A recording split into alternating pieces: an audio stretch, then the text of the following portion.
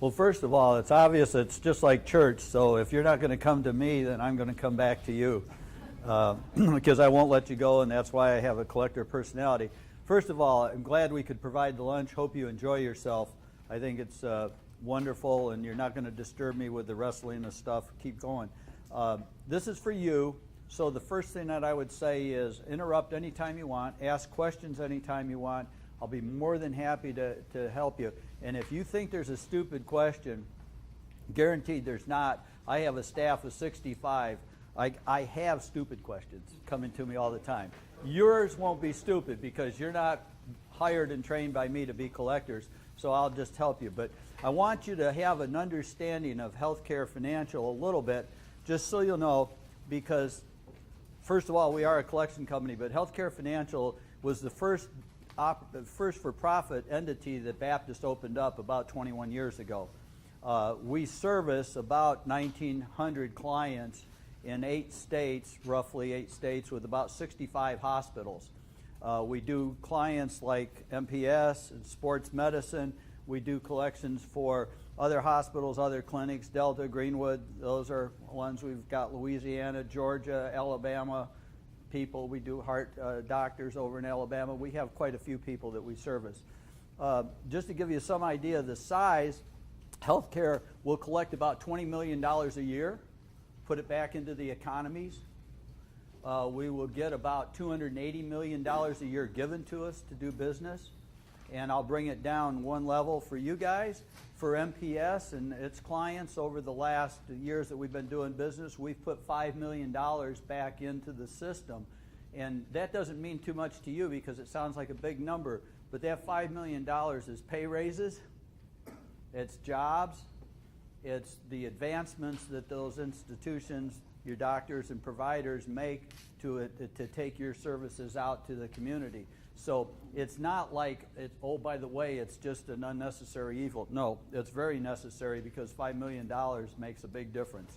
So keep that in mind, that's what we're talking about. Now, from the collection side of the business, for me, the biggest issue that you have in collections is we have to get good information. And that's why you guys are so darned important in this process, because I don't see patients. My staff doesn't see patients, but you guys get to see them. And I know some days that's a blessing, some days it's a curse, but let's assume that you're seeing this person and they're coming in the door, whether they've been there or not before. One of the things that I've always had a hard time handling, and I've been a patient at Baptist many times and patients with sports medicine and other doctors, one of the things is everything the same? That's quote. Well, if we wanted to ask that, we should have had it bronzed and put up over the check-in. Everything the same, just check the box and I won't ask you anything, and I will check you and I won't question you and I won't do anything. Nah, I don't think we can do that. I think that I can't be successful with bad information. So to give you some idea, we average about 120 bad addresses a month on MPS business. Now, I'm sure Amy didn't do them because Amy probably would have got me the good address. So someplace, somebody said, is everything the same? And the person said yes, and we've had mail return on them.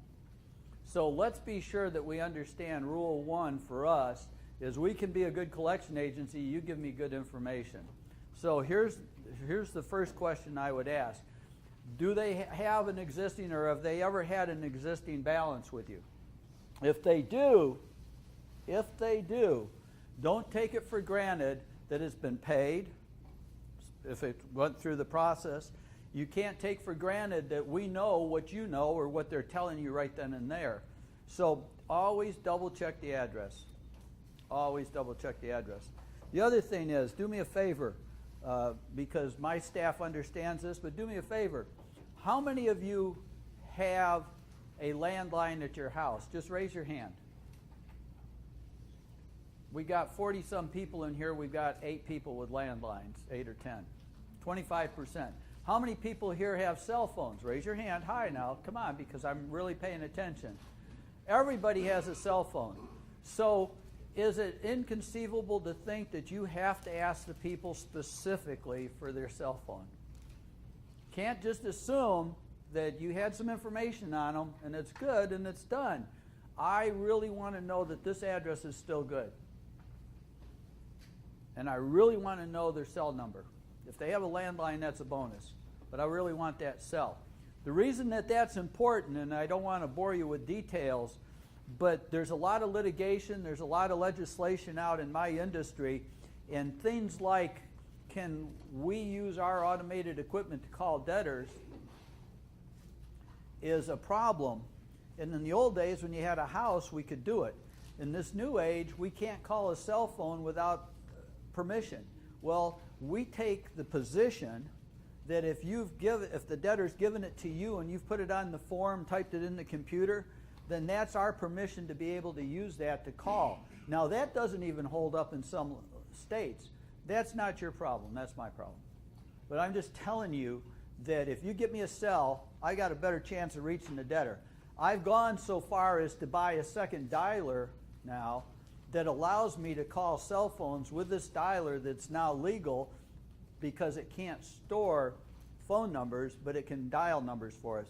So I've got my people doing auto dialing, I got my people using this other dialer, and it's all by you getting me a cell phone. And then, if I do a good job, I give you $5 million, you get pay raises. Do we understand that? Address. We talked about getting a good address. A good address can never be P.O. Box. Understand that. There's no debtor that lives in a P.O. Box. Most of them are too big, they can't fit in the little squares. Okay? So my suggestion to you would be, they can have a P.O. Box, and that can be a preferred mailing address, but I want a physical address. So we've understood. Don't take for granted that everything's the same. Be sure I get an address. Be sure I get a physical address. I can take the regular phone and make sure it's good, but I definitely want a cell phone. Now, what do you suppose? Anybody, just help me out, because nobody wants to listen to me all the time. Help me out. What else do you think that I care about as a collector? What's the one next thing, the very next thing? Say what? Employment, okay? So when the career that you have is done and you come to work for me, that would be a good thing, because then you'd understand exactly how that works. We want to know employment. So if they say, just for the heck of it, I'm unemployed,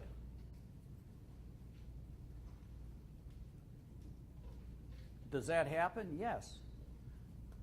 But then I would like to have known where they at least were working. So if they say unemployed, then I would like to at least know that they used to work at XYZ. Whether they'll tell you that or you can get that, that would help me. But regardless, we're going to assume that the guy is unemployed. But then the next question would be, if you're going to be there paying for services, how are you going to do that? And that's always legitimate. So employment is a key thing. Just so you'll know, I have all sorts of tools available to me. Credit bureaus.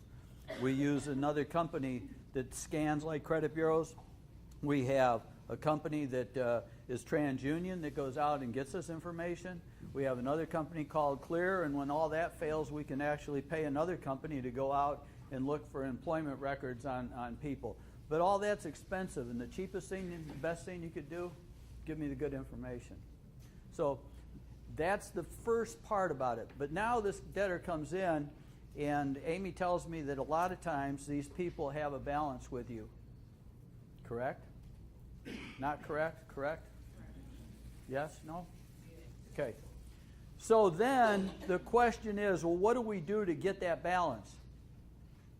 And I don't know, because I've not been to all your facilities, so somebody help me out. How does your facility, as you're checking people in and people are coming in wheezing and sneezing and they're going and doing all their stuff, how do you ask for the balance that you know that they have outstanding? Anybody, help me out. You ask it at check-in. So you say, I see you have a balance of $800 or $500. Does it matter? How big would it be? We'd ask for the But how much would it be on average? Just a rough idea. So if they owe $200, you want at least $100. I love that. Can we teach that to our collectors? Gosh, that's great. Okay, got that. So if they owe $200 and you say, I see that you have a balance, am I okay so far? All right, then what's the next thing, since you're helping me out, Monica? Okay. Anybody else have a different way of doing that? Some of you look pretty experienced. You scare me a little bit. You're not communicating with me, so help. When they schedule the appointment. Okay, when they schedule an appointment, but if they walked in, you'd still be okay. I'm sorry, you don't see walk-in. Okay. Usually, like if you call them, for the ones when you check in the schedule, the ones that do have a big balance, you call them before. At least with me, I try to do it so to give you time enough to get the money. Okay, so you're reminding them on the reminder call that there's an appointment coming or something like that. Such and such amount, and could you bring $50 in towards your balance in Santa Fe? Okay. All right. Let me put that off to the side for a second. I don't mind, but I think I'll do it slightly different. Anybody else? Is it always scheduled, or are there some walk-ins? Okay, if it's a walk-in, and let's stay with that for a second, because I love this one. I have to get back to it if I don't forget it beforehand, but she'll remind me. Okay, so they walk in, so they have a $200 balance. So she said, how did you want to take care of that today? What would you say? We ask for at least half before they see the doctor. Mm-hmm. They cannot pay that half or however much we ask for, doesn't they don't see the doctor. Okay. Basically terminate, unless we have an obligation, health-wise. Yeah. Okay. Yeah. So in other words, if it's they're bleeding to death or something, you got to see them. If they're, blood pressure, things like that, our Okay. doctors. Or benevolent.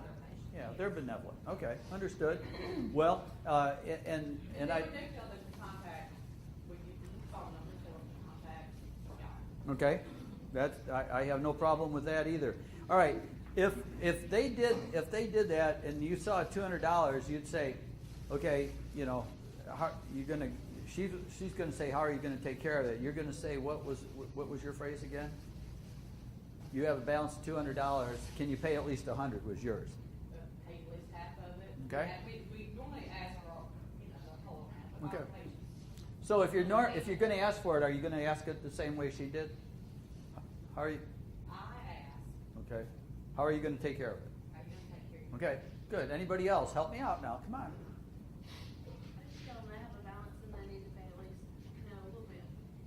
Okay. Anything. Half empty, half full glass, right? As long as they can pay something on their stuff. Okay. They can be seen, but if not, they cannot. All right. That's the way it works. All right. Tell them they got a balance, but they need to pay their balance, plus they co-paid it, they're gonna be seen as well. Okay. But you also check and see if they already paid. They're making monthly payments on the balance before they come in. Now you'd see that from your side or from my side? Would you be if they're already making payments, you would have seen it on your register or your side? What if it's already gone to bad debt? You wouldn't necessarily. You see? Well, we put a pop up so we know. Is that how they all are? Amy? Would they all see if it's at bad debt how much is being paid on it? They use next gen in their offices to schedule patients, yes. Okay. All right. So some of you have some technology to do it. All right. Let's go back to this for a second because I really want to do this. Here's what I want my people to say, and I'm going to let you use it. I'm going to let you use it, and the rest of you can. You have a balance of $200. How did you want to say? How are you going to take care of it? I say, which would you prefer, credit card or check? I don't. How do you want to? I'm not going to do that. Which would you prefer, credit card or check? How will you be paying that? Credit card, check. Be very direct. Now, that's not your personality maybe to be that direct, but I would say if you say, how did you, they're not, it's not going to say that's convenient for me. You say, which would you prefer, check or credit card? Now there's an option there. well, I don't have that much in my checking account, and I don't, then you're back to where you want to be, you're back to where you want to be. It's $200, you want half, and the doc will see them, and the world's good. That's fine. That's the way to do it. But be very specific on the front side, because if my people say, how are you going to handle that? Well, I don't know what I can do when. If they say, which would you prefer, credit card or check today? Then, surprisingly, there's a percentage that pay. Now, they don't all, we understand that. Now, when you get to where you were in the conversation, I would be very specific with the amount. I would never just offer them something. And here's what this is what I teach my people to do. I ask them, if let's say it's $200, because $200 is a good number. If it's $800, it's a difficult number, right? Because they pay half today. But if it's $200, I say, how are you going to do it? Is what she's going to do. I'm going to say, give check or credit card today. Which would you prefer? They say, well, I can't do that. Okay. Well, the least I will be able to accept. The least I will be able to accept is $100, and be very specific. Not giving them the option to do it. My collectors, they call debtors, and they'll say, how much can you pay today? If they say that, and I'm anywhere in the proximity, the rocket's red glare. I just get really upset about that. I just don't handle that well. So my suggestion is, give them a specific amount, and then be sure to tell them and say it in a way that that's the acceptable. That's the least amount I'll be able to accept today. Get you seen, get you in and out of here. $100. Okay? Is there anybody that has debtors that have come in that have gone to collections, and they may be on my side of the fence, and you're concerned because you know that they went to collections and you're not sure how to talk to them and what you can say and when can you ask them for money and all that? Is there anybody wrestling with that issue? Got somebody that was in collections 5 and 6 years ago, and Okay. they've still got a small balance, but they've been seen in more recent visits that they're paying those, or now they have insurance. How long can you go back? Can you ask them for that? Can you deny service based on that? Well, here's the punchline for most of Mississippi, and we'll just stay with that for the time being. First of all, you have every right to tell any debtor that they have outstanding balances. Would you repeat her comment so everybody can hear it? Okay, her question is, if it's 3 or 4 years old or 5 years old, and they've been seen since, and they've paid on some stuff since, but they have this older, smaller balance, can they ask for it, or can they refuse service for it? Either one, right? Okay.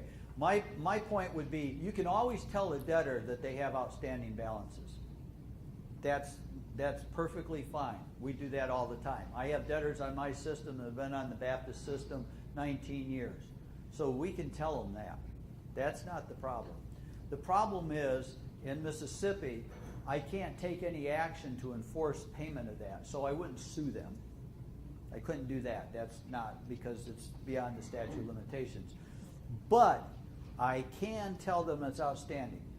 So are we okay with that so far? What's the statute of limitations? 3 years. Statute of limitations says any service that's been rendered and the bill hasn't been paid in that period of time from the date of last service or the date of last payment, then that account then becomes virtually uncollectible, because the statute is run on it. And then there's a lot of interpretations out there that if the statute's run on an account, then you can't take legal action, so you can't do something. In the old days, we used to collect them, and they would have to say, well, that's not collectible because of the statute. The new laws really say, if we know that it's out of statute, we can't go after it. As far as litigation, telling them is not litigation. But what if they pay on that outstanding balance that's at the collection agency, Mhm. and it's reported to the collection agency? Can then y'all go and reinstate? Yes. But how far back can you do that? Well, If that- it's already been hurt. That depends. Well, we can bring them back and we can go forward with them. And I'll tie that in for you because, what was it, 4 years ago? Did that changed about the reinstatement? I think about 4 years ago. About 4 years ago, the laws changed a little bit on us, and if you became uncollectible 4 years ago, and the statute had run, you're uncollectible. If after that date it was an old account, but then you paid, then the account's reinstated, then you can go ahead and collect. So we're kind of in both worlds. So I can't give you an absolute answer date, but I can tell you that we can go back to collect it. We know when and whatever. But back to your situation, you have every right to tell the debtor that has it. Now let me tell you why this is so important, because this is really why, one of the reasons I wanted to get with you guys, and Amy was so kind to let me do it. One of the biggest tools that we have in collections is your delinquent accounts are being reported to the credit bureau. So if the debtor runs an $800 bill up at the surgery center, doesn't pay it, and then it goes to collections, if he isn't paying it fairly promptly when we get a hold of it, then the next thing will happen is we will turn around after a reasonable period of time and we'll tell the credit bureau, we have an outstanding collection on this debtor for this much money on this date, and this is when it's last paid, or if it's paying, we'll tell them that. And the reason that we do that is we think that it's important at some point in time, maybe not when they got the service, and not maybe at the moment that we're trying to collect it, but some point in time, it does become important. We collect about 3% of all the accounts that are over 3 years old that are out of statute. We collect about 3% annually. With the kind of numbers, I'm talking about $280 million coming in my door each year, 3% of the accounts have gone bye-bye because of the statute of limitations. 3% is a big number. So that becomes important. It wasn't important when they were 21 years old. They blew you off. But now they're 27 and they want to buy a house, and guess what's on their credit bureau?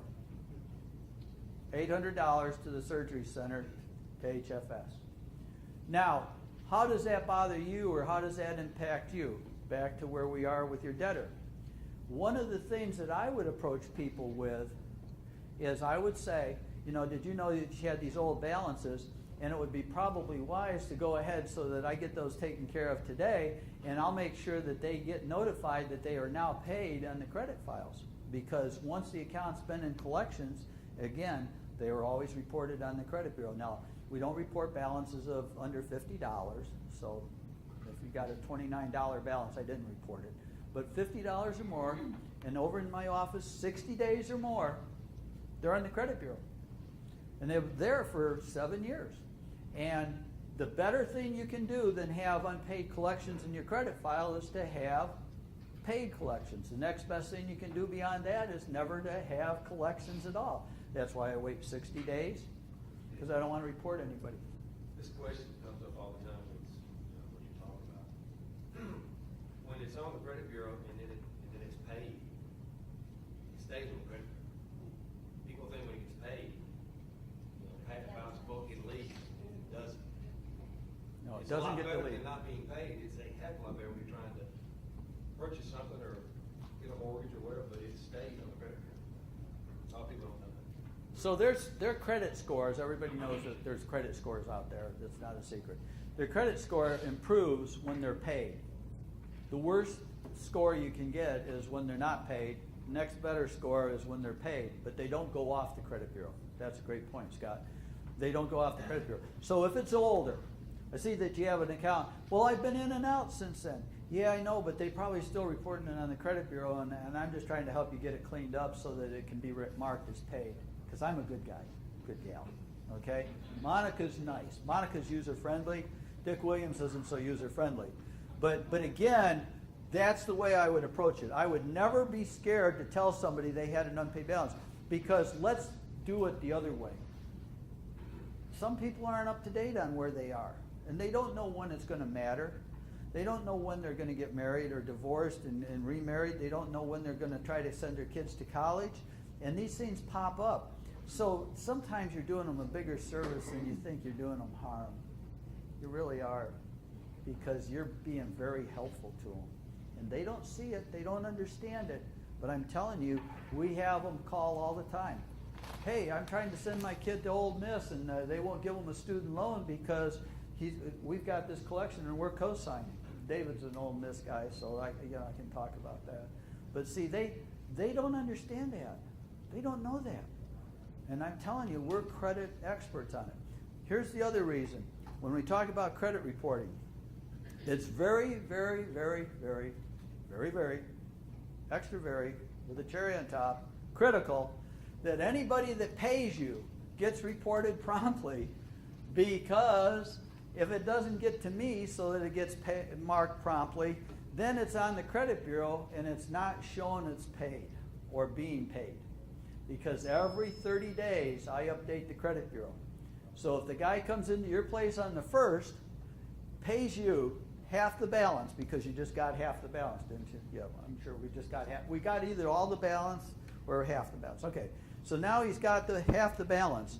At that moment, you don't report it to me. It doesn't make it through the system. It goes to Amy, and then Amy sends it to us, and we post it. On the 29th of this month, I send a file out and say, guess what? Johnny hasn't paid a dime on his account. Now, in the old days, that wasn't the worst thing that could happen. Anybody heard the name Jim Hood? Anybody know who Jim Hood is? Do we know? Do we all know? Okay. Do we know what Jim Hood did yesterday? 2 days ago. Anybody know what Jim Hood did 2 days ago? He sued Experian, which is a credit bureau. Now, he said that they were doing damage to debtors by not keeping their files updated. Okay? So let me suggest something to you that Ray Charles or Stevie Wonder or anybody else would understand. It's not a very far leap.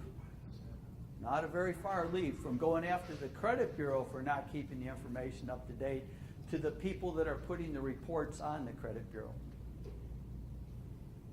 Not very far. I have insurance for FCRA violations, Fair Credit Reporting, FDCPA, Fair Debt Collection Practices, TCPA for the Telephone Communications Protection Act, HIPAA, high-tech security. I've got insurance for all this stuff, and we keep up with it. But I'm telling you, the weak spot, you know, where the ship's going to sink if it cracks open, is going to be when you don't get the information to us. We're good at our side, but if it's been paid and it isn't to us, so when you get half the balance or you got it all, make sure that whatever your process is, daily, weekly, I don't know how often you do it, but daily, weekly, however you get it, it gets through the system. It goes to her office, and she posts, and her people send us pay sheets every day, and we update. So on the 29th, if his balance went from 200 to 100, he's being reported for 100. Very, very, very, very important. And while you say, well, wait a second, I don't think that matters to me, I am going to tell you, seriously, been in this business a long time, we are moments away from whatever happens to me happens to my client. So under the new CFPB guidelines, I will tell you that if I go down, my client's going down. If there's a break in the chain of security and information and data, if there's a break, it's going to go to everybody that's on that chain. That's the way the new CFPB is. And if you don't know who the CFPB is, just so you'll know, they just hit GE Credit today for $238 million. And the reason I tell you that, and the reason you get excited about that if you knew anything about the CFPB, and you may not, is the CFPB was enacted by Congress. There's no congressional oversight. There's no congressional budget. They are like the IRS with less regulations, and they make their own rules, they set their own fines, they do their own examinations, and that $238 million didn't go back to the general public, or not a great share of it didn't go back to the general public that was infringed by what GE did.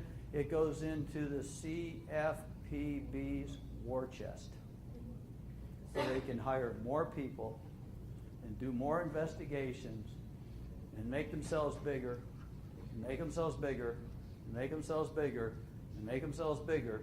And every mortgage company, bank, collection company, credit union, anybody in any financial arena, insurance companies, whatever, are falling under the CFPB jurisdiction. And there is no congressional oversight. They report to Congress. They've already made one report. And when they do, they break their backs, patting themselves on the back, saying how good they've done in fining Citicorp or GE Credit and things like that. So my suggestion is, it isn't very far from Washington, D.C., Jackson, Mississippi, to Medical Practice Solution. And I'm only as good as what you give me on that. So with that, I don't know that there's many other things I can help you with. Why don't you just ask me questions, because things that are important to you, I'd rather handle that. What if we have a person that has Medicaid and Medicare, and they come in there and they have a $1,200 balance? They say, well, my insurance should be paying it. We can't get a payment out of them, we can't get a payment out of the insurance. Well, first of all, I love the question. It's fantastic. Understand that I'm on Medicare. I am. But believe it or not, I'm 70 years old, so I'm on Medicare. I pay my bills, though. But here's what I would suggest, and this is what I tell my people, and I've made this very clear. When my people say that they're on the debtor says they're on Medicare or Medicaid, that isn't. Do they go to the gas station and go to the gas pump? I'm on Medicare and Medicaid. Do they go to the grocery store and stand there in Kroger line? I'm on Medicare and Medicaid. Give me groceries. So my suggestion to you is they have an income, and we've got to understand that. Here's the other thing. This is a and Amy's better answering this than I am. That's a gray area in terms of regulatory things. But here's what my suggestion is. Very, very, very, very, very, very, very, very rarely does Medicare or Medicaid cover 100% of 100% of 100%. There's always exceptions, there's minimums, there's deductibles, there's always something out there. My suggestion would be I would live with the assumption that they're going to owe something, some token amount, and that I would certainly know that they have a capacity and income, because they do buy groceries, they have cell phones, all that they're going to have to pay something towards their obligation. Now, whether can you do that up front or just you can't? Okay. If there's a balance, I would suggest that they have to do that. And I wouldn't, $1,200. I wouldn't say, well, you got to give me $600. I'd love to, but you can't probably do that. But I would say that I know that there's some portion of this balance that's owed that's not going to be covered. And how much would you want to pay, and which way would you prefer to pay that? And maybe it's only $50. I don't know. I'm not up on my Medicare and Medicaid allowances. I see them; they're horrendous. They're big numbers, so I just can't tell you. You probably know better about that. But I would certainly not think that they could get away with not paying anything. Is that moderately okay? Yeah, and a lot of times, as we all know, patients don't give us all of the information. And they love to say, after they have a balance, well, I have a secondary insurance. Well, if they've never given us that insurance, that's the patient's responsibility. So, there's a lot of things that, they gave us insurance and they say, I have Medicare, Medicaid. Well, you have Medicare, Medicaid today, but did you have Medicare, Medicaid 6 months ago when this balance? Because it's not inpatient responsibility if it's still pending insurance. So there's always other parts to that story. It goes back to there's 3 sides to every story. So yes. The paperwork that they fill out says your insurance doesn't Yeah. cover, you're going to be responsible. So Yeah. And I would just in my head, I would just take some minimum amount and just say, I know you're going to have a balance left. You always do. They always do. I see it all the time. And how are you going to take care of that? Because today probably, I take $50 towards that, and then we'll notify you whatever the difference is. You could probably do it several ways. But Medicare and Medicaid is not an income, and people should have to pay for their bills based on income. That's the law of the land. People should have to pay based on their income, on their capacity. Great question. Other questions? Come on, folks. Take advantage of this old guy. again, on the 3-year limitation, that's not from the data service, that's one of the last. Data service could be the last day, but if they've paid, it's from the date of last payment. It's a rolling movement thing. Yeah.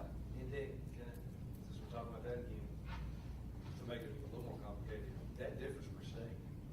Oh, yeah. I mean,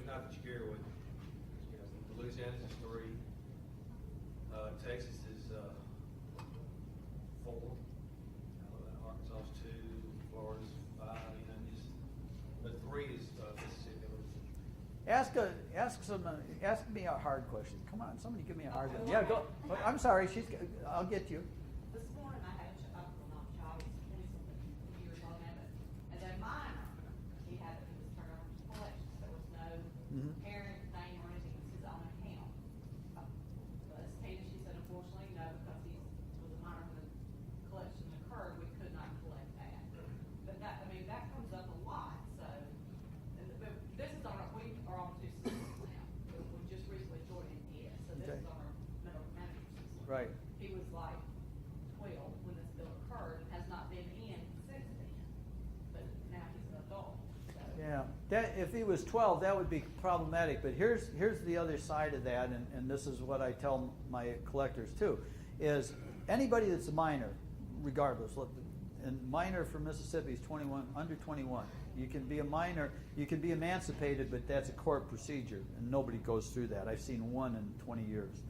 So if you're 19, then they could owe it, and some of my clients actually think that they should just be their own guarantors. But the law, the regulations in Mississippi say the parents are obligated for that debt regardless, whether they whether they took the child, didn't take the child, they had insurance, whatever. Till you're 21, medical bills for the child are the obligation of the parents. So I would say to a 19-year-old, I'd say you have this balance, and which way do you prefer, credit card or check? Oh no, that's my folks. Okay, great. So now give me your parents' name and address again, cell phone, where's your dad employed, where's your mom employed? Because I'm going to tell the people that have the collection account that information, because they'll be happy to go about taking care of that for us. Do that. Yes? Workers' comp, what if services are died, then what happens? Yeah, workers' comp is grossly complicated. Amy's probably an expert at that better than I am. Workers' comp technically can't be placed for collections. They shouldn't be in collections. If we know about it, yeah, we do some follow-up, and sometimes we get those resolved. But generally speaking, workers' comp is cannot go into collections. Now, here's what we see most of the time. We see somebody say, oh, it's workers' comp, but then they never did their work at the job. They never filled out the forms. There is no documentation. We go back through the employer's insurance. There's no claim. There's never been a claim, whatever. So somebody twisted their ankle at work. They're telling us it's workers' comp. That's what they came to you for, but they never went through it because they didn't want to piss off their employer, is probably the subject. And when it's all said and done, they owe the bill, and we go about collecting it. If that helps you. Yes? Somebody else had a question? What do you do in those situations, let's say, I twist my ankle and my employer says, okay, well, I'm gonna pay your bill, just have the bill sent to me. I think the employee that got service is obligated unless he's gone through the process of doing the workers' comp. I take the high road, I take the legal road. I have to be an expert in the laws and regs, so I take the high road. Come on, other questions? Yes? Okay, now what if a patient, is coming in and have a procedure, okay, and they have a balance of, I'm just gonna use something, $2,300, and they have not been in since the last time they had a procedure, 2007, I'm just gonna use that, no payments. And then when you're speaking to them, you say, okay, well, you need to call such and such, whoever the collection agency is, and set up a payment arrangement using a debit or credit card. And then, once you set that up, call us back, and then we can do the appointment. But, what I'm running into is, because they have not made any payments, and as y'all say, the time frame Mm-hmm. is null and void. Right. And I'm trying to get them to set up, and in order for us to move forward with this. But with that being said, they saying that if they can't pay it out in a month or two, with it being such a big deal, and they're not gonna take it out. So what do y'all do? Well, you've got a lot of apples and oranges in that crate, so let me try to sort some of them out for you. Okay, one of the things that we're talking about is it's old, and it's a big balance. I wouldn't tell them to contact I have no problem telling them to call the collection agency.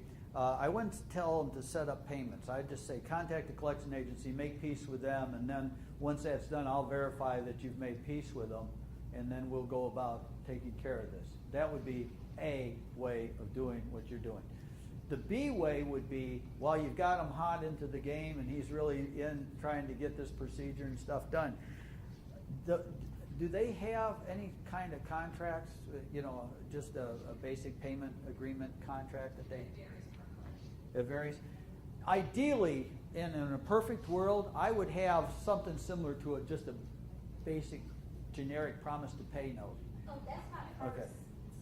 And You're say, saying, yeah, that's and the say, first thing I do. okay, here's the balance, and this is what you're gonna be paying, okay? And to get this set up today, I need $100. Now, I'm not out of statute. Now I'm back in statute because you have that, and of course then for us, you can hold on to the paper. We don't need that, but then you tell us, I've set them up for $100 a month.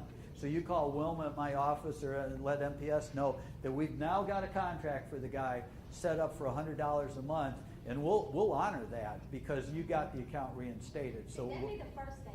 Where Okay. I try to collect the money myself. right, sure. But when they don't do that, and then another referral come in for a procedure on the same patient, that's when I say, Yeah.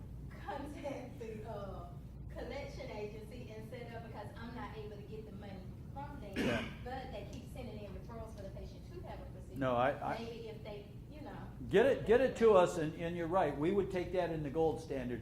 We wouldn't listen to it as a promise to pay Yeah. some future date. We'd say, okay, great, and how are we going to do that today? Check or credit card? Which do you prefer?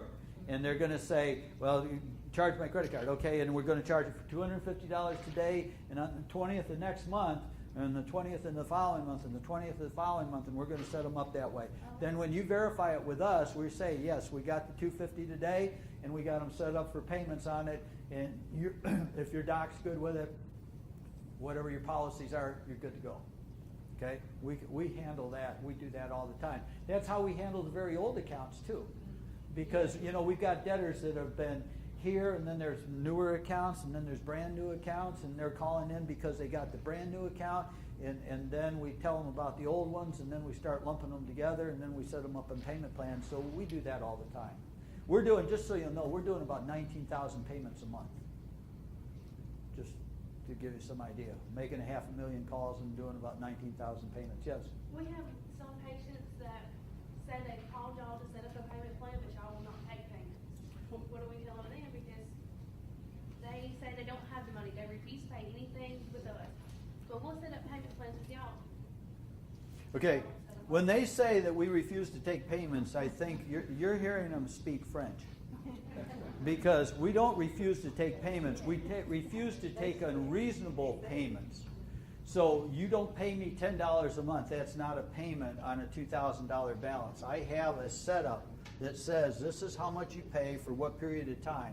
So just to give you an idea, balance that size over $1,000, 24 months maximum. Whatever you divide that into, 24, then I'll set that up. They say I can't pay that, then my people are trained to say, I don't understand.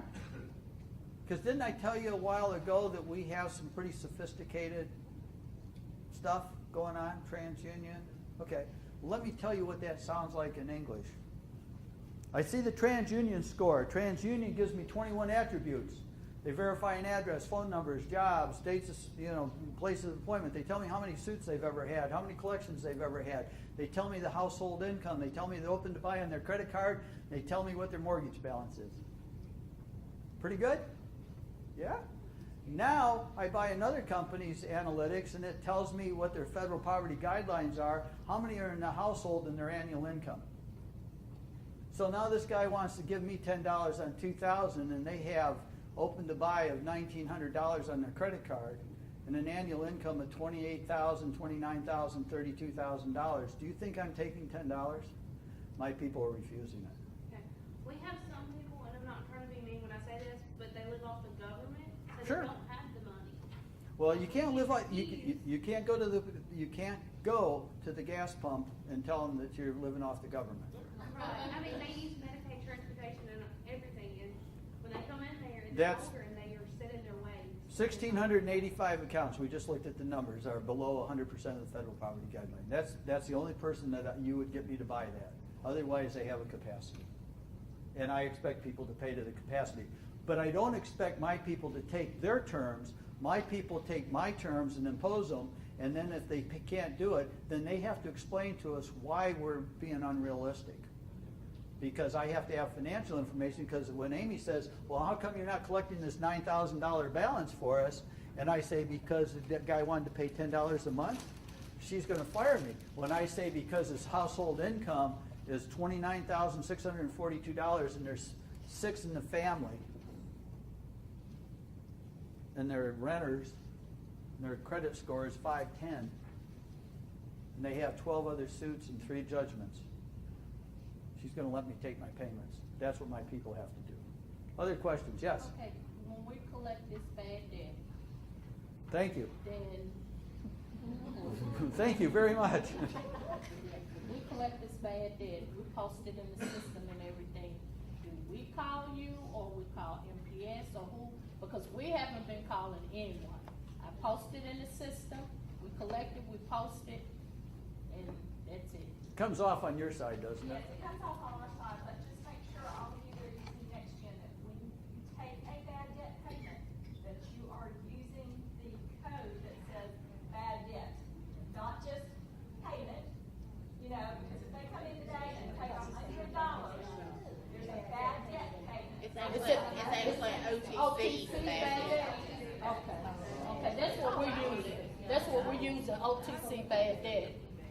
But we're getting patients calling us, telling us it still hadn't been right, not showing up, and it hadn't been taken away, and they're still getting calls. You're beyond my pay grade on this one, but I'm taking her word for it. Ideally, if there's a question, if beyond that, if you did what you just said, and then the debtor's still saying something, then that's the time that there should be a call from you, probably to MPS.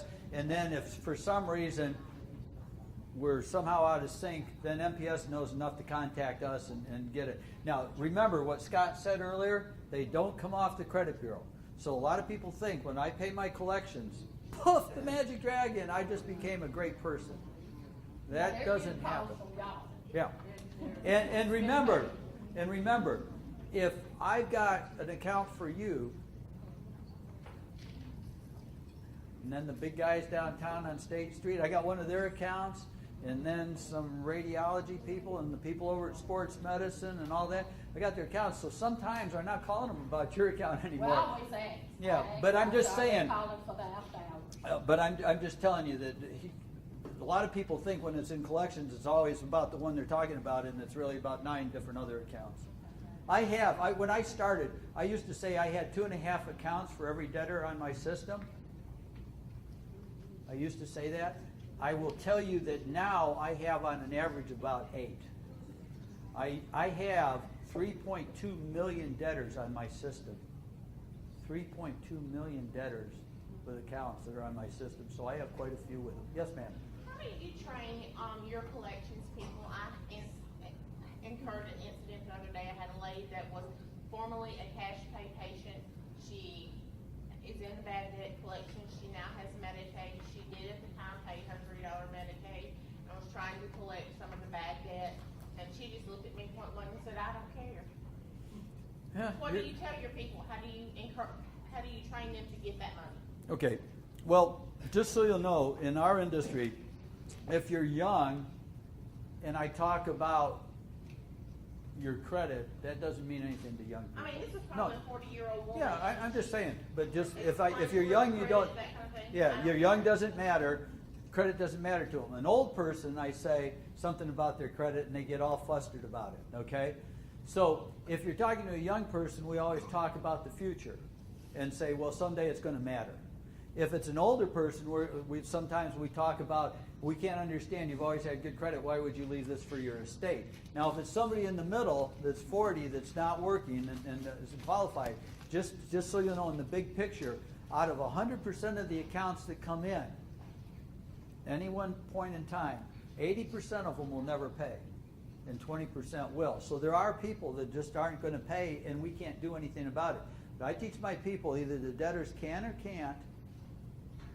That's part of the question. Second part, they will or they won't. And then when you answer those, then the last question I ask them is, can I do something about it? Because if I have to, I can sue them. And when I sue people, you'd be surprised how much money comes up that I wasn't getting. So about 20% of my collections is down here, but as soon as it goes to legal action, it gets to 40%. So the people that can't pay, I don't know, I don't care, I won't, I can't. Somehow they become a lot more civilized once the garnishment hits their employer. So, yeah, there's going to be some that you can't do anything about. Other questions? I got one. Yes, ma'am. If you don't mind, what is y'all process of contacting the patient? Because another thing that a lot of people get is because what they are saying, oh, we heard nothing from, first they want to know why they're not receiving nothing from us. Okay, you're not receiving nothing from us because we have turned you over. And then their next question, well, I haven't received nothing from them. And then you verify the address, everything's the same. So what's is it a letter, a call? I Well, mean. in the collection world, by federal law, I have to send them a notice of collection. They have 30 days to respond or dispute the validity of that debt. When I send that out, okay, and let's say I do 50,000 accounts a month, okay, just so we get a number. Okay, I send out 50,000 of these letters. If it comes back, it's coded, and we read it with a micro thing, and we know that when they come back, I will have maximum out of 50,000, 1,800 bad addresses a month. Okay? So now, do you really honestly think that they didn't get a letter? No, they probably did.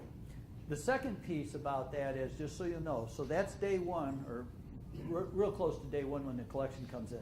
Immediately behind that, because you gave me a home phone number and you gave me a cell number, my auto dialer tried to call them on the auto dial system. We didn't reach them, and the cell dialer called them over here, and we called. Now, I don't know about you. My wife's been complaining. I guess we're getting political serial election coming or something. Anyways, there's political calls coming in all the time. My wife's complaining about it, but she shows me on the phone. She says, this call, this call, this call, this call, this call, this call, you know, and she's telling me about it. So my system's calling, and I'm just one of those numbers. They didn't have to answer it because they might not have been there, but they still know I called if they're paying attention to it. If they don't call me and find out what it's about, that's on them. But they got a letter for sure. We tried to reach them by phone. We may or may not have. We tried to reach them again any way we can. If we don't have good information, again, I'm buying it from the bureaus. I'm trying to load that information in. So maybe we even didn't have a phone number back 6 months ago, but we do now. So we're trying to do that. We don't keep sending letters to send letters. We send the first one, and then we want contact, because really no collections will ever happen unless you're in voice contact with the debtors. So that's the reality. So that's what we do on the bad debt side. Any of you that go through pre-collect or the billing side, that process is on day 1 they get a letter, on day 15 they get a letter, day 30 they get a letter, day 60 they get a letter, day 90 they get a letter, and on day 120 they're back into the bad debt company and they're going to get another letter. So to tell me that nobody got the letter doesn't happen. Now here's what does happen, because I know that they legitimately don't. We can't put Healthcare Financial, your local collection agency, on the envelope. You can't do that. It's a P.O. box, 392, 32, what is it? 309, 320. Yeah, 320309. So it's a plain white envelope window, 320309, Jackson, Mississippi. That's what it says. So if you get a window envelope, plain white window envelope at your house, what do you think that is? Some of you say, well, it's important and I want to open it. Some people go, it's junk, and they throw it where? They throw it into the trash. You can go either way, but I can't put Healthcare Financial Service, your local collection agency, you owe your medical bills, on the outside of the envelope so the post office guy can read that and go, well, look at that, they're not paying their money. See, I can't do that. That's against the law. Would I love to do it? Yeah. Would I love to make the envelope flaming red with stripes on it? You're damn straight I would. Would I like it to have? Would I like to have a little gremlin reach out and grab them as soon as they touch it and grab them around the neck and say, "Read me"? Yeah, but the law doesn't allow it. So they get letters, they get phone calls, and if they don't know about it, it's going to take a real act of Congress for them to have been able to ignore us for as long as we try to collect it. And then when all else fails, you're giving me good information, I put them on the credit bureau, and we wait for them to find out when it's important to them, and then they come begging, and then we make peace. Okay? Questions? Great questions, guys. Anything else? Yes? We had a patient yesterday that came who owed us almost $4,000 in collections between healthcare financial, Franklin collections. And I wasn't touching that with a 10-foot pole. I gave him y'all's phone number, because most of it was for HCF. How do we know if he actually makes contact with y'all, sets up an arrangement? I mean, The only way that you could follow up to decide if you wanted to do something is call us and ask. And I don't know, can they call us direct? Okay. Yeah. yeah, that's the Wilmington number. Yeah. If you don't have my client service person's phone number, you might write it down. Her name and number, Scott. 420-1205. It's like Flintstone. 420. Wilma Schrader, she is awesome. Is she not awesome? Yeah. She's been working there almost as long as me. She's You- so honey and sweetie.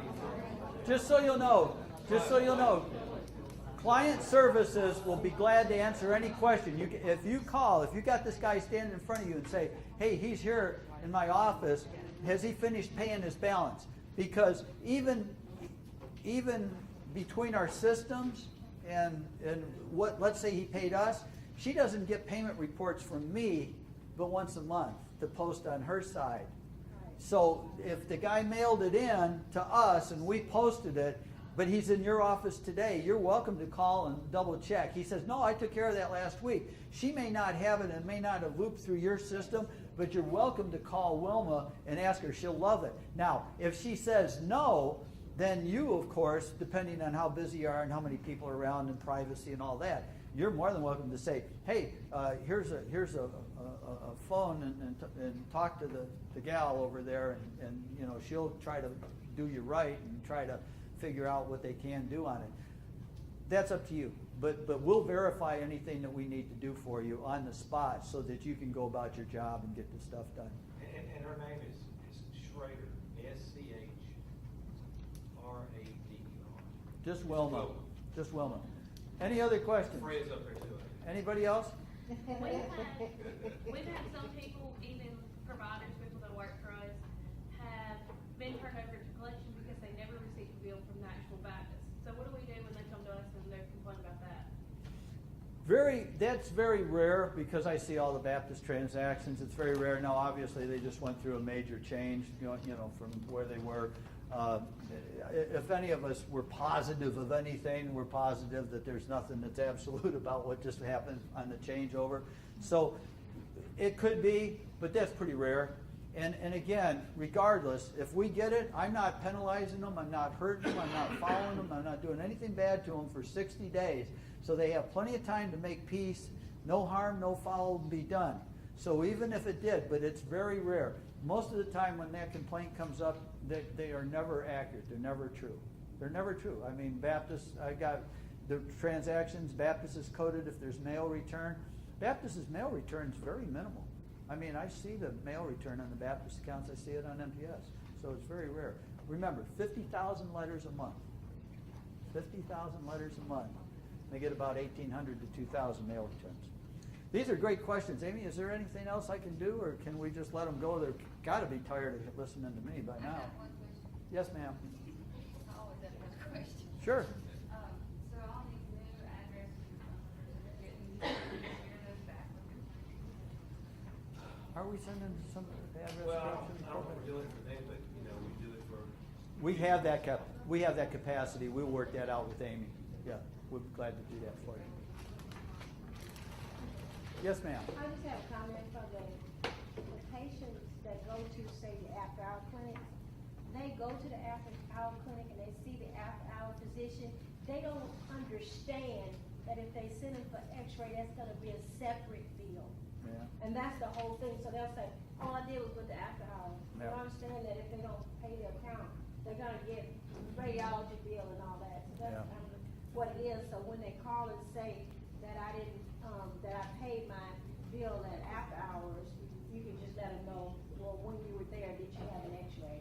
Or did you get sent somewhere for labs or whatever? And half the time, they don't even know that. They And- don't even know Yeah. that it is, so they just need to be. And if you think that's unique in this room, all my other providers in all the other states, the same complaint runs rampant through there. So, well, listen, folks, it's been my pleasure. I hope in some small way, anything that we did, say, whatever, helps you out a little bit, makes your job easy. Anything we can ever do, HFS, contact Scott, you can contact David, myself, glad to help you. Ask Wilma, they'll always put you in touch. Amy's always there to help. We'd love to be able to share our wisdom and our experience because, look, when it's all said and done, we're all doing this for one reason, and that is to make it more cost effective for all of us to get our services and help the patients. And, you know, there's nothing wrong with people having collections. There's a lot wrong with people having collections that they don't try to handle in a reasonable way.